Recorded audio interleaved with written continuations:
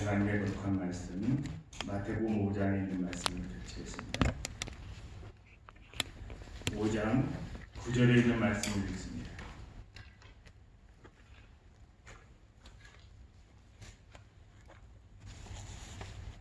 화평하게 하는 자는 복이 있나니 저희가 하나님의 아들이라 일컬음을 받을 것입니다. 사실 팔복을 함께 연구하고 있는데요. 이 팔복에서 6번째 복이 마음이 청결한 자는 복이 있나니 그 부분입니다. 제가 순서대로 계속 해오고 있는데 갑자기 화목에 대한, 화평에 대한 것을 먼저 준비를 해버렸습니다. 이게 순서가 이렇게 된다고 착각을 하고, 그래서 제가 생각하기는 아마도 어떤 분에게 이 말씀이 더 지금 시급하지 않나 그런 생각을 했습니다. 그래서 그렇게 준비하도록 인도하셨다고 생각을 합니다.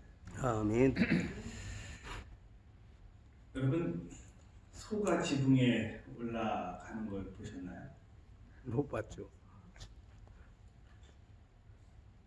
이렇게 지붕에 고양이가 올라가 있는 것은 본 적이 있습니다. 그 지붕에 뭐가 많은가요?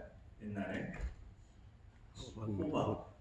호박이 지붕에 이렇게 아주 커다란 호박이 덜러 올라앉은 것도 본 적이 있습니다. 개가 또 지붕에 올라가 앉은 것도 볼 때가 있어요. 근데 이게 외국에서 찍힌 건지 모르겠는데요. 이 소가 지붕에서 이렇게 거닐고 있습니다.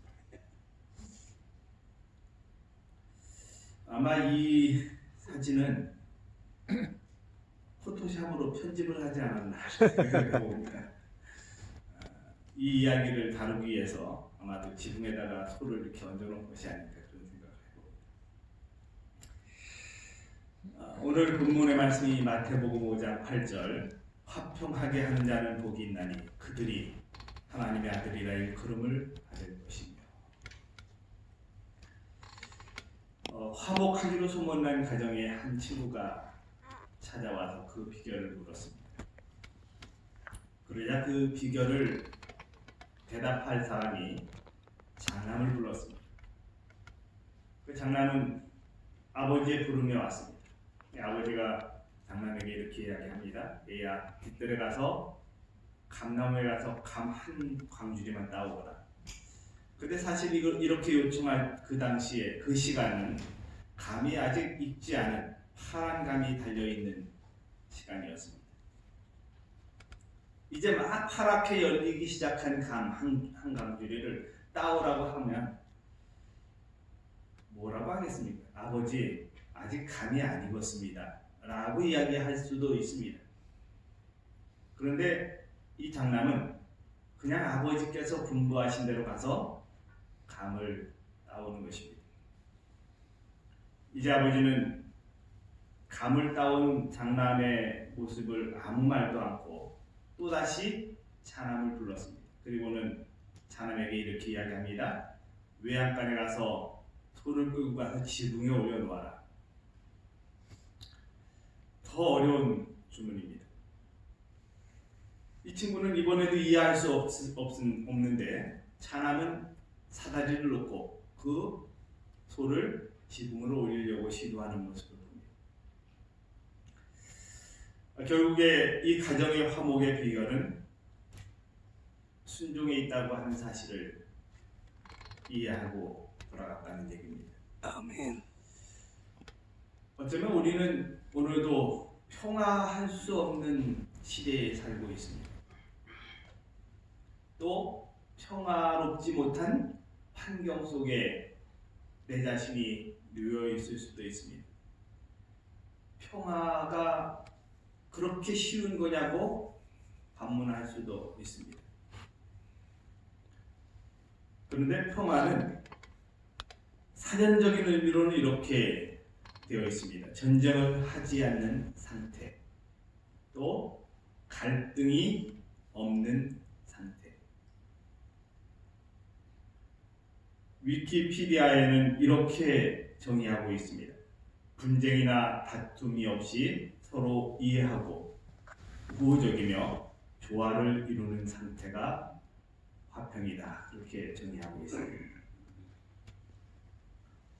이 화평의 성서적인 의미는 헬라어와 히브리어가 있습니다. 헬라어는 에어로이 포이 말 그대로 안 됩니다. 레로포이오스라고 하는데요. 이 말은 화평에 속한, 화평을 만들어가는, 화해시키는 이런 의미를 담고 있습니다. 히브리어는 여러분이 잘 아시는 거죠? 샬롬입니다. 샬롬. 이 샬롬은 하나님을 믿지 않는 국가에서도 많이 사용하기도 합니다. 물론 하나님을 믿는다고 하긴 하겠죠. 이렇게 샬롬, 그 다음에 이스라엘 쪽에서는 샬롬이란 말을 아주 많이 사용을 하고 있습니다. 이 샬롬은 하나님과의 관계 회복, 궁극적인 평화, 그런 의미를 담고 있습니다. 그리고 이 샬롬에 관련된 여러 가지 성령의 단어에 적용되었던 사례들을 좀 살펴보면요. 여호수아 8장 31절에 어떤 성소에 무언가를 이렇게 제단을 만드는데요. 그 제단을 만들 때 새 연장으로 다듬지 아니한 새 돌로 만든 제단, 이런 표현이 나옵니다. 여기에 다듬지 아니한 그 부분을 샬롬이라는 단어를 사용을 합니다. 여기에서는 이제 온전함을 표현하고 있습니다. 다시 말하면 새돌, 원석이 완전하고 원래의 모습을 가지고 금이 가지 않은 상태, 온전한 상태를 표현하려고 하는 것이 의도라고 생각을 합니다. 그 다음에 열왕기상 9장 25절에 솔로몬이 성전 짓는 일을 마치니 라고 되는 그 마치니라에 이 샬롬이라는 단어가 사용이 됩니다. 완성됐다고 하는 것입니다. 다시 말하면 여러 가지 퍼즐이 이렇게 하나로 맞춰진 상태, 그 완전한 구조를 가지고 있는 상태를 의미하려고 하는 것 같습니다. 그 다음에 출애굽기 22장 3절에 보면 그 도둑질한 것을 배상할 것이요, 이 배상할 것이요에 샬롬이라는 단어가 사용이 됩니다. 의미가 사용이 됩니다. 그러니까 이 배상한다고 하는 것은 어떤 것이에요? 원래 자기가 하기 전의 상태, 그죠? 하기 전의 상태로 되돌려 놓는 것입니다. 다시 말하면 복원해 놓는다는 얘기입니다.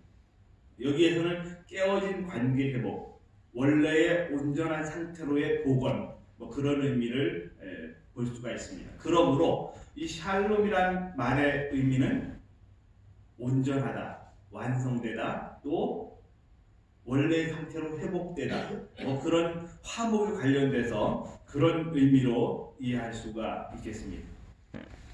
화평의 세 가지 차원이 있는데요. 첫째는 하나님과의 화평입니다.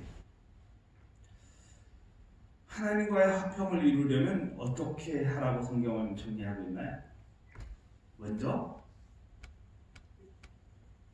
이 기도하다가 뭔가 생각이 나면 기도를 멈추고 가서 화평하고 와라, 이런 말씀들을 보기도 합니다. 하나님과의 화평이 깨어지면 모든 것이 정상적이지 않습니다. 그런데 내가 지금 이 시간 불안하고 초조한 그런 환경일 수밖에 없는, 뭔가 정상적이지 않은 환경 속에 처해 있을지라도 하나님과의 화평이 이루어지면 모든 것이 정상화되어지는 모습들을 봅니다. 두 번째는 자신과의 화평입니다. 그럴 수밖에 없었어라고 하면서 투덜투덜하는 모습들을 많이 봅니다. 제가 이제 식사를 할 때 언제나 식당에서 함께 식사하는 분들이 있습니다. 그냥 식당에 가면 의뢰 그분들은 저와 만납니다. 그래서 그분들을 저희는 이제 식구라 이렇게 말합니다. 우리 식구 이렇게 말합니다. 함께 식사하는 게 식구가 맞죠? 그래서 함께 식사를 하는데 그분들이 가끔은 이제 이렇게 투덜거릴 때가 있습니다. 투덜거릴 이유가 있습니다. 오늘 왜 이렇게 투덜거리세요? 이렇게 이야기합니다. 우리가 이제 가끔 투덜거릴 때가 많습니다. 그분들이 뭐 아주 자주 투덜거리는 것도 아니고 그럴 때 제가 한 말을 표현하려고 하는 얘기입니다. 근데 우리가 자주 이렇게 투덜거리는 나 자신을 볼 때에 내 자신에게 있는 화평이 깨어지나요? 아니면 그냥 유지되고 투덜거리나요? 깨어져 버리는 모습들을 봅니다. 세 번째는 타인과의 화평입니다. 이게 이제 오늘 화평하게 하는 자의 의미 속에 들어가 있는 부분입니다. 그래서 저는 오늘 화평과 관련돼서 오늘은 화평을 소유한 사람, 그리고 내일은 화평케 하는 사람, 이런 제목으로 함께 생각을 해보도록 하겠습니다. 어떤 가정에서 방바닥에 물을 한 그릇 놓았습니다. 근데 아이가 지나가다가 발로 차서 물을 쏟았습니다. 이 광경을 본 할머니는 제일 먼저 달려와서 내가 먼저 보고 치웠어야 하는데 내 잘못이야. 그렇게 하면서 미안해 하십니다. 그랬더니 아들이 이렇게 말합니다. 제가 물을 먹고 물그릇을 치우지 않은 게 제 잘못이죠. 그랬더니 부엌에서 며느리가 달려와서는 제가 조금 더 살펴봤어야 하는데 제 잘못입니다. 이렇게 이야기를 했습니다. 서로 자기 잘못이라고 하니까 이 가정에 뭐가 안 깨집니까? 화평이 안 깨. 화평이 안 깨집니다. 만약에 아이가 물그릇을 차서 엎었으면 이 왼수 덩어리야 조심해서 보라니까 이러면서 구박을 할 수도 있습니다. 근데 그 화평을 유지하는 것은 우리의 이 몸의 상태에 따라서 달라지는 모습들을 봅니다. 제가 이제 오리엔테이션에 자주 새로 오신 분들에게 강조하는 이 마음의 화평 중에 하나가 잠자는 것과 관련이 있다고 설명을 합니다. 잠을 자다가 깊은 잠을 자고 나면 멜라토닌이라는 호르몬이 생성이 됩니다. 근데 이 멜라토닌은 여러 가지 기능을 많이 하지만 그 중에 하나가 안정시켜주는 역할을 합니다. 이렇게 어떤 눌러주는 역할을 합니다.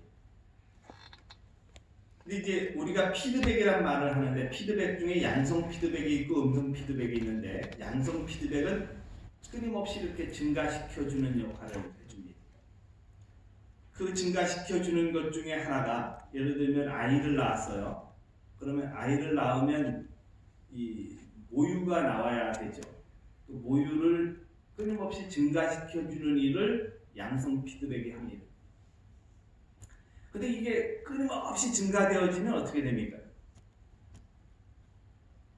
멈추어져야 되는데 어느 정도 수준에서 멈춰져야 하는데 계속해서 증가하면 모유가 어떻게 되나요? 모유가 문제가 아니라 엄마가 고생을 합니다. 전몸살을 앓기도 하고요. 여러 가지 문제가 많이 생깁니다. 인위적으로 짜줘야 되는 경우들이 생깁니다. 제 아내가 좀 건강한가 봐요. 그래서 아이를 낳고 나니까 이게 막 뻗친다고 해야 되나? 그 정도로 막 나오는 거예요. 그래서 여기가 막 흥건하게 젖어 있습니다. 그래서 그랬던 경험이 있습니다. 그것처럼 이게 끊임없이 막 증가가 되어지면 문제가 생기잖아요. 그때 이렇게 역할을 하는 것이 음성 피드백입니다. 음성 피드백은 차분하게 가라앉혀주는 역할을 합니다. 바로 이게 멜라토닌도 그런 기준 중에 하나인데 멜라토닌이 생성이 되니까 결과적으로 이렇게 안정이 되는 모습들을 볼 수 있습니다. 우리의 삶에서 뭔가 불안하고 초조할 때 순종하는 삶을 살아가면 그것이 저절로 이루어지는 과정들이 생긴다고 하는 것을 말하고 싶은 것입니다. 여러분의 삶에서 일찍 자고 일찍 일어나면 이 멜라토닌이 많이 생성이 돼서 그래서 뭐가 생겨요? 이렇게 안정적인 생활이 가능해지는 것입니다. 그러면 어떤 스트레스가 내게 왔을 때 그 스트레스가 훨씬 적게 느껴질 수밖에 없는 거죠. 다시 말하면 예를 들면 어떤 아이가 이 물을 차서 엎었을 때 그 물을 찬 것에 대한 반응이 화를 내는 것이 아니라 어휴 실수했구나 그러면서 반응할 수 있는 것이 그 멜라토닌 풍성할 때 가능해지는 일이라는 것입니다. 그러니까 저는 품성의 변화라는 것이 그냥 어떤 것을 노력해서 품성의 변화가 이루어지는 것보다 내 삶에서 그냥 하나님의 말씀 그대로 순종하는 것이 가장 큰 변화의 기본이다 하는 사실들을 이런 과정들을 통해서 느끼게 됩니다.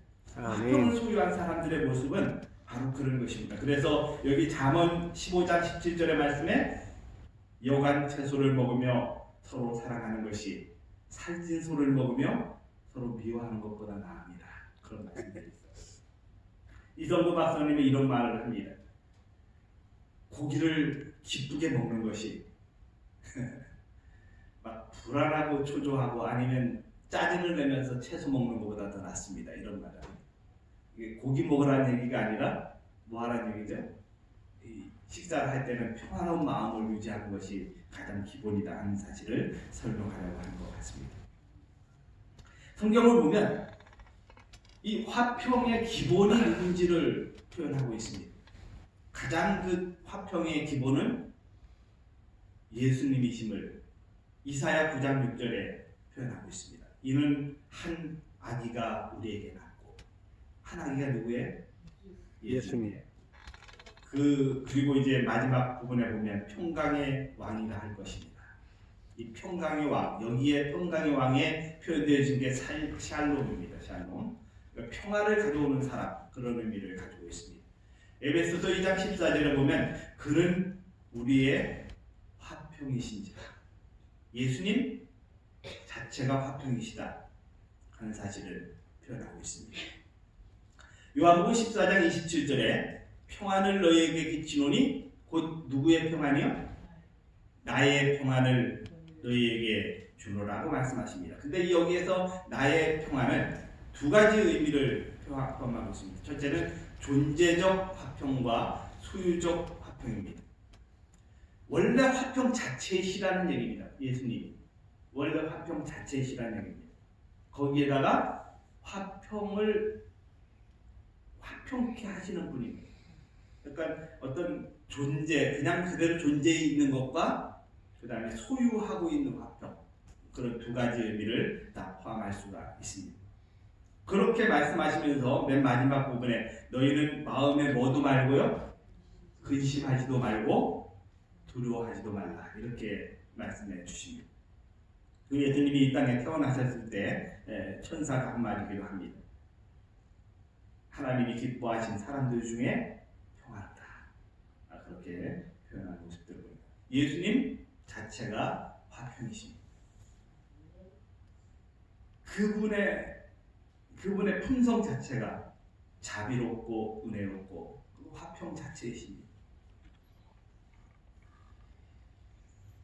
근데 화평을 소유한 사람들의 모습은 어떤가 하는 사실을 볼 수가 있는데요. 왜 어떻게 그 화평을 소유할 수 있었는가?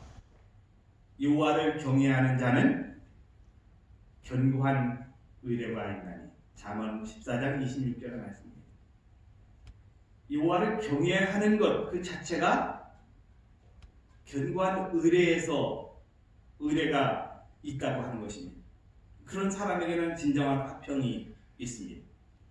이사야 49장 14절로 16절에 보면 여러 가지 여인이 젖 먹는 자식 그런 것들을 이렇게 표현하면서 내가 너를 내 손바닥에 새겼고 라고 말씀하셔요. 이제 이렇게 표현하기를 이 손바닥에 못자국에 의해서 새겨졌다 이렇게 표현하기도 합니다. 아무튼 손바닥에 새겨졌다고 하는 것은 내가 너를 내 손바닥에 새겼고 이렇게 말씀하셔요. 그러니까 그분에게는 잊혀지지 않는 존재라는 것입니다. 새겨진 것입니다. 누가요? 내가요. 그죠? 예. 얼마나 감사한 일입니까? 아멘. 그렇게 여기는 사람의 마음속에 화평이 깨질 수 있습니까? 없습니다. 주님은 나의 삶에 내 존재를 아시는 분이요, 나를 기억해 주시는 분이요, 나의 삶에 언제나 함께 하신다고 하는 사실을 아는 사람에게는 화평이 깨지지 않습니다. 이사야 41장 10절, 정말 중요하고 또 하는 분들이 좋아하시고 늘 외우는 말씀 중에 하나죠. 이건 다 읽어보겠습니다. 두려워 말라, 내가 너와 함께 하리라. 놀라지 말라, 나는 네 하나님, 내 하나님이 되리니 네 내가 너를 굳세게 하리라. 참으로 너를 도와주리라. 참으로 나의 의로운 오른손으로 너를 붙들리라. 붙들리라. 그저 엄마가 걸어가면서 아이의 손만 잡았을 뿐인데요, 아이는 불안하고 쫓아가나요? 그냥 엄마가 이 옆에 있다는 사실 자체만 해도 아이는 안정하고 따라갑니다. 그냥 밤에 어떤 길을 갈 수밖에 없을 때 엄마가 가슴에 안고만 가도 아이는 두려워하지 않아요. 엄마 곁에 있다는 사실 자체만으로 무서워하지 않습니다. 오늘 하나님이 내가 너와 함께 한다, 내가 하나님이야, 전능자 하나님이야, 그렇게 말씀하시면서 너를 굳세게 해주겠다, 너를 도와주겠다, 오른손으로 너를 붙들어 주겠다라고 약속해 주십니다. 그런데도 불안해하면 안 되죠. 초조할 필요가 없다는 것입니다. 오늘 화평을 소유한 사람의 비결은 마음에 누굴 모신 사람이에요? 예수님을 모신 사람입니다. 그렇게 그분을 의지하면 두려워할 일이 없다는 사실입니다. 만약에 내가 오늘 두려운 마음이 있다면 그분이 잠깐 밖으로 가신 시간입니다. 그래서 그분을 모셔드리는 일이 시급한 것입니다. 두려워한다. 오늘 두려움을 쫓아버릴 수 있는 비결은 그분과 함께하는 일입니다. 골로새서는 이렇게 정리하고 있습니다. 골로새 3장 15절, 그리스도의 평강이 너희 마음을 주장하게 하라. 어떻게 주장하게 하라 할 수 있을까요? 마음이 흔들리지 않는 것입니다. 히브리 12장 14절에 모든 사람과 더불어 화평함과 거룩함을 따르라. 이것이 없이는 아무도 주를 보지 못하리라. 그리고 빌립보서 4장 6절로 7절, 아무것도 염려하지 말고 다만 모든 일에 기도와 간구로 너희 구할 것을 감사함으로 하나님께 아뢰라. 아멘. 그리하면 모든 지각에 뛰어난 하나님의 평강이 그리스도 예수 안에서 너희 마음과 생각을 지키시리라. 아멘. 마음이 지켜지면 모든 것들이 해결이 됩니다. 제가 이제 이런 데 와서 설교를 할 때는 전혀 떨림이 없습니다. 근데 가끔 어디 가서 사회를 맡는다던가 순서를 맡는다던가 이러면 가슴이 퉁퉁거릴 때가 있습니다. 뭔가 중요한 일을 하려고 할 때는 가슴이 떨립니다. 그래서 손도 이렇게 막 떨리기도 하고 그런 현상들을 봅니다. 불안한 환경들이 조성될 때가 있습니다.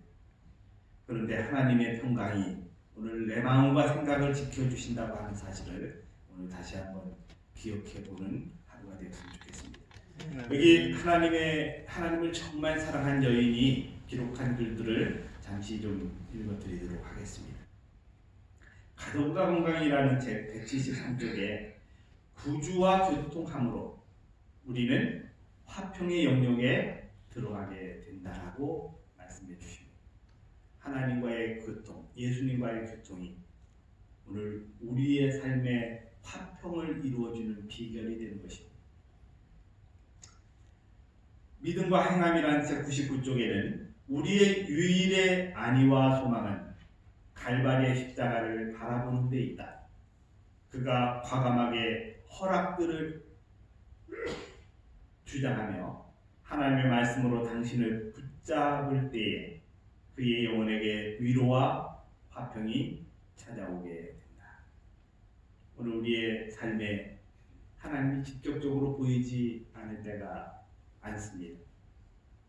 그러면 그분을 만나는 비결 중에 하나는 하나님의 말씀을 펼치는 것입니다. 이 책이 정말 중요한 나의 화평의 비결이 되는 것이고, 이 말씀으로 인해서 이 말씀을 붙잡을 때 위로와 화평을 찾게 되는 것입니다. 저희 아버님이 늘 하나님을 정말 사랑하는 그런 모습을 가지고 생활하시는 것을 제가 옆에서 늘 보았습니다. 하루는 제가 잠을 자는데 제 얼굴에 이렇게 뭔가 물이 떨어지는 것을 봤습니다. 갑자기 깼습니다. 그게 아버님의 눈물이었습니다. 제 앞에서 기도하시고 계셨습니다. 그런 모습들을 보면서 사니까 제가 이제 곁길로 가지 않는 그런. 그래서 저는 어린 시절에 부모님 말씀하시면 거의 100% 순종하는 쪽으로 살았습니다. 그렇게 살다 보니까 이게 죄의 품성이 그렇게 되어지는 모습들을 봤습니다. 그러면서 저는 이제 화평이 제 마음속에 이렇게 자리하고 있는 경험들을 많이 합니다. 어떤 어려운 일들이 있을 때 그것을 이렇게 나타내거나 하는 것들이 조금 적어지는 경험들도 합니다. 그럼에도 불구하고 자주 우리의 화평이 깨지는 경험들을 하기도 합니다. 누군가 내게 계속 내가 원치 않는 방향으로 말하고 행동할 때, 그럴 때 짜증을 내거나 또 화를 내는 그런 모습들을 보기도 합니다. 많이 단련되었다고 생각하는 그런 때에도 또 그렇지 않게 행동하는 나의 모습을 볼 때가 있습니다. 여기 부조와 선지자 600쪽에 이런 기록이 있습니다. 하나님의 사랑과 그의 지배하시는 섭리에 대한 신앙은 걱정과 근심의 짐을 덜어준다. 이것은 최고의 행운에서나 최악의 불운에서도 마음을 기쁨과 만족으로 충만하게 한다.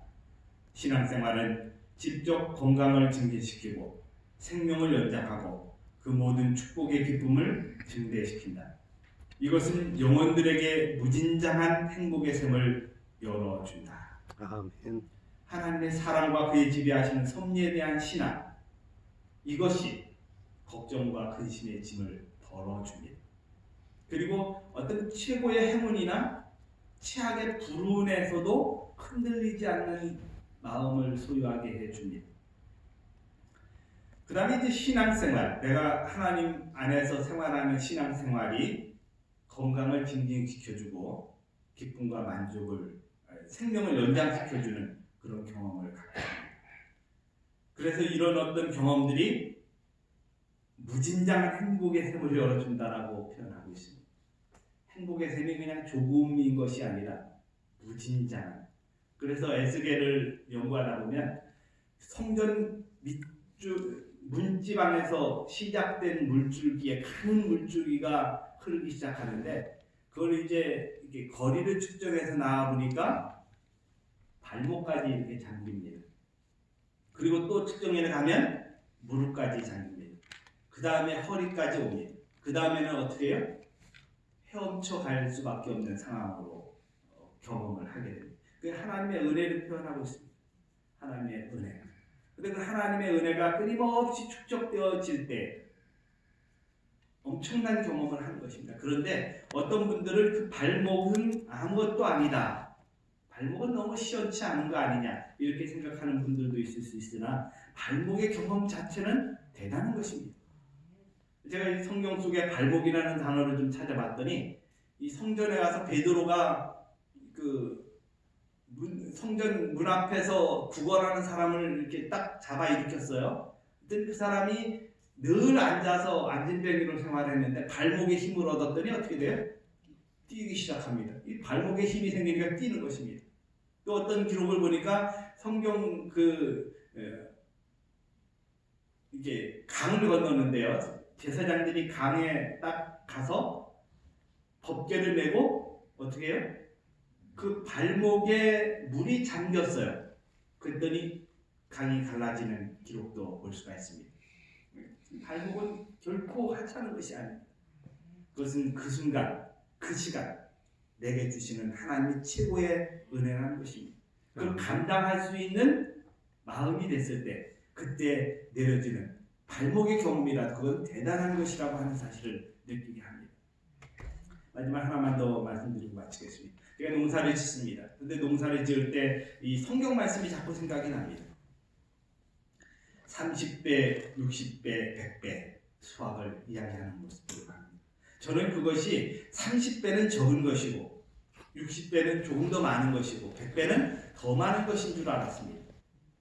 그런데 농사를 지으면서 제가 안 것인데요. 감자를 심으면 최대 수확이 몇 배인지 아십니까? 30배.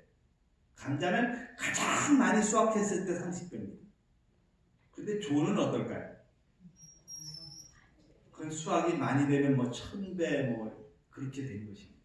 그래서 이게 배라고 하는 것이 결코 100배가 많은 것을 의미하고자 하는 의미만은 아니라는 것입니다. 그냥 그 30배도 많은 것이고 100배도 많은 것이에요. 하나님의 은혜는 그냥 그 순간 그것의 풍부함에 내려진다고 하는 사실을 이야기하는 것이라고 생각을 합니다.